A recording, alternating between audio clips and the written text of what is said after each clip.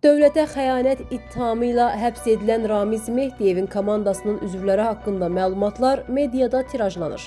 Rusiyaya bağlı 5-ci kolonun memarı olan Mehdiyevin imperativ maraqlara xidmət etdiyi sirr olmadığı kimi, xidmətçilərinin olduğu da bəllidir. Prezident administrasiyasının rəhbəri olarkən vəzifə səlahiyyətlərindən istifadə edərək hakim komandanın formalaşmasında özünə bağlı 5-ci kolonun üzvü ola biləcək şəxslərə üstünlük verib. Bu xidmətdən boyun qaçıranlar ya vəzifəsindən məhrum edilib, ya da bacarıq və intellektindən asılı olmayaraq karyera yüksəlişinə maneələr yaradılıb. Keçmiş qvardiya adlandırılan komandada diplomatiyadan tutmuş təhlükəsizlik sektoruna, informasiya müstəvisindən başlamış mədəniyyət, yaxud bank sektoruna qədər müxtəlif sahələrdə vəzifə daşımış şəxslərin Mehdiyevin qrupunda yer alması haqda məlumatlarda doğruluq payı böyükdür, lakin tam deyil. Axı Mehdiyev 5-ci kolonun qurulmasını keçmiş nazir və məmurların məsul olduğu sahələr üzrə həyata keçirmirdi. Əksinə, yüksək postlarla yanaşı, aşağı ranqlı vəzifələrə təyinatları da nəzarətdə saxlamağa çalışırdı. Bu baxımdan Mehdiyevin komandası kimi adları çəkilən şəxslərin icebergin görünən tərəfi olduğu, görünməyən tərəfin isə daha geniş miqyaslı olduğunu ictimai-siyasi sferəyə bələd olan hər kəs təsdiqləyə bilər. Mehdiyevin komandası hakimiyyətin hər üç qolunda, qanunverici, icraedici və məhkəmə sistemində yer alır. Asminoqa bənzər şəbəkə boz kardinal vəzifədə olarkən daha geniş imkanlara malik idi. Lakin 2019-cu ildən Mehdiyevin postundan göndərilməsindən sonra müəyyən qədər qan itirsə də, hələ də aktiv fəaliyyətdə olduğu məlumdur. Qanunverici hakimiyyət. Parlament seçkilərində ənənəvi olaraq hakim partiyanın namizədləri, eləcə də müstəqil namizədlərin seçilmək şansı daha çox olur. Yeni Azərbaycan Partiyasının resurs və nüfuzunu nəzərə alanda, hakim partiyanın siyahısında yer alanların qanunverici orqana düşməsi siyasətin təbii üzü hesab oluna bilər. Lakin sir deyil ki, Mehdiyev prezident aparatının rəhbəri olduğu dövrdə bu siyahıya birbaşa müdaxilə edir və ona bağlı olanlara, yaxud perspektivdə 5-ci kolonun üzvü olmaq potensialına malik olan şəxslərə üstünlük tanıyırdı. Müstəqil namizədlərin parlamentə buraxılması isə birbaşa onun kurasiyasında olub. Lakin Mehdiyev konstruktiv müxalifətin seçki mübarizəsinin nəticələrinə də təsir etməyə çalışıb hər zaman. Çox vaxt buna nail olub da. Onun prezident aparatının rəhbəri olduğu dövrdə qanunverici orqanın tərkibi ilə bağlı kuluarlarda Mehdiyevin deputatları misalı tez-tez hallanırdı. 2019-cu ildə onun gedişindən sonra İslahat dalğasının növbəti ünvanı qanunverici orqan olacaqdı. Çünki icraedici orqanda həyata keçirilən islahatlardan sonra hakimiyyətin digər qollarının da adekvat fəaliyyəti təmin olunmalıydı. 2020-ci il parlament seçkilərində böyük dəyişiklik ümidləri yaranmışdı. Qanunverici orqanda prezident İlham Əliyevin islahat kursuna adekvat fəaliyyət göstərə biləcək mandat sahibləri üstünlük təşkil etməli, Mehdiyevin komandası getməli idi. Lakin tam əksi baş verdi. Köhnə komandanın üzvü kimi tanınan şəxslər kiçik istisnalar olmaqla yenidən kürsüyə qayıtdılar. Həmin vaxt bu arzu olunmaz vəziyyətin iki mümkün səbəbi görünürdü. Birincisi, prezident administrasiyasından gedən Mehdiyev Azərbaycan Milli Elmlər Akademiyasında kabinet əldə etməklə təsir imkanlarını saxlamağa çalışırdı. Onun elm ocağının siyasi intriqalar yuvasına çevirdiyi, özü getsə də hələ də qanunverici mərkəzlərdə qalan 5-ci kolonun üzvlərini buradakı ofisindən idarə və koordinasiya etdiyi haqda məlumatlar vardı. İkincisi, Mehdiyev postundan geçsə də, ona bağlı köhnə komanda hələ də təsir imkanlarını qoruyurdu və Azərbaycan müqəddəs məqsədə, vətən müharibəsini hazırlaşdığı vaxt ölkə daxilindəki problemlərə yol aça biləcək radikal addımlara ehtiyac görünmürdü. 2024-cü il parlament seçkiləri isə artıq tam yeni reallıqlar fonunda keçirilirdi. Torpaqlarımızın azad edilməsindən sonra qanunverici orqanın bütün respublikanı praktiki olaraq əhatə etməsinə yaranmış zərurət, parlamentin buraxılması və növbədənkənar seçkilərin keçirilməsini şərtləndirirdi.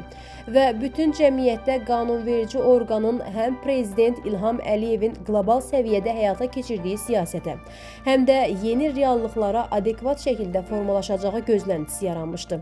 Bu dəfə proseslərə müdaxilə edə biləcək Ramiz Mehdiyev də yox idi. Artıq keçmiş kimi xatırlanan Boz kardinal Bağ evində inzivaya çəkilmişdi. 2 sentyabr 2024-cü il.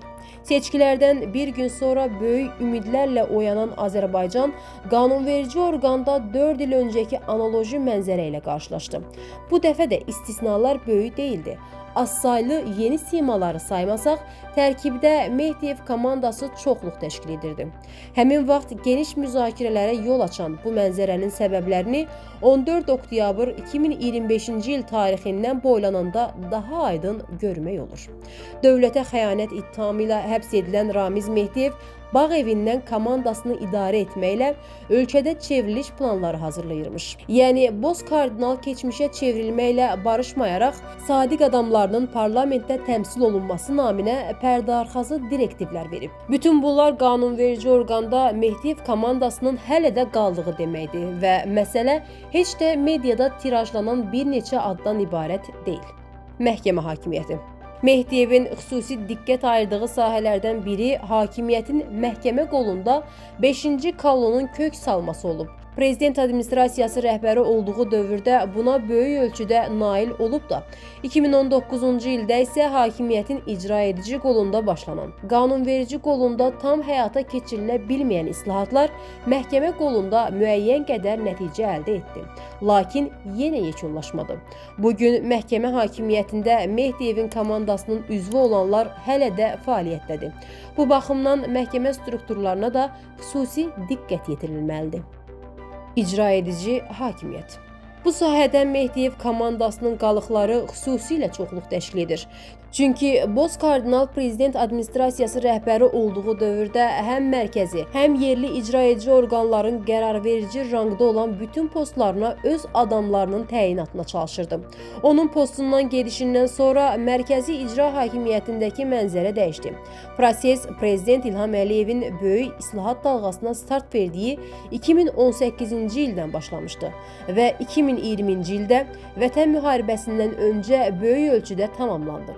Lakin aşağı strukturlarda, xüsusilə yerli idarəetmə funksiyasını həyata keçirən rayon icra hakimiyyətlərində vəziyyət dəyişməyib.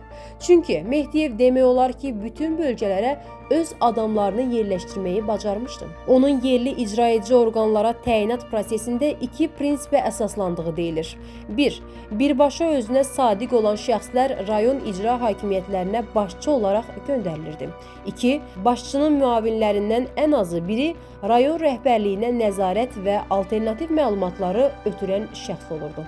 2019-cu ildən sonra yerli icra edici orqanlarda dəyişikliklər olsa da, Mehdiyev komandası demək olar ki, bütün rayonlarda iş başındadır və istisna deyil ki, Boz kardinalın çevriliş cəhdində ilk hərəkətə keçəcək qvardiya rolunu oynayacaqdılar. Bütün bunlarla yanaşı, Mehdiyevin komandası 5-ci kolon axtarışında hakimiyyətə müxalif olan düşərgəyə də nəzər yetirmək lazımdır. Xüsusilə radikal qanada. 2013-cü ildə Rusiyadan mədət uman Milli Şuranın qurulmasında Mehdiyevin əhəmiyyətli rol oynadığı sir deyil. Bunu təsdiq edən detallardan biri miting taktikasıdır. 2019-cu ildə Mehdiyevin prezident administrasiyası rəhbəri olduğu dövrə qədər ölkənin bir nömrəli siyasi gündəmi radikal müxalifətin fəaliyyəti olub. Media resurslarında bu qüvvələrin fəaliyyəti kəskin tənqid olunur, hətta mövcud imkanları və potensialı həddindən artıq şişirdilirdi. Mütəmadi olaraq mitinglər keçirir, birbaşa prezident İlham Əliyevi hədəfə alırdılar. Qarşılıqlı şəkildə pasların ötürülməsində məqsəd aydın görünürdü. İctimai dayaqlarını itirən bu qüvvələr informasiya müstəvisində gündəmdə qalmaq və miting taktikası ilə mövcudluqlarını saxlayır, Mehdiyev və komandası isə onlara qarşı dırnaqarası mübarizə ilə hakimiyyətin qorunmasında dırnaqarası əvəzedilməz rollarını nümayiş etdirirdilər. Mehdiyevin gedişi ilə mitinqlərdə hakimiyyətə təhlükə də yoxa çıxdı. Hərçənd real təhlükə hələ də qalır həm qanunverici, həm məhkəmə, həm icra edici orqanlarda. 5-ci kolon Asminok kimi bütün sahələrə yayılıb və daha dərin köklərə malikdir. Bundan xilas olmaq üçün geniş çaplı təmizliyə ehtiyac var.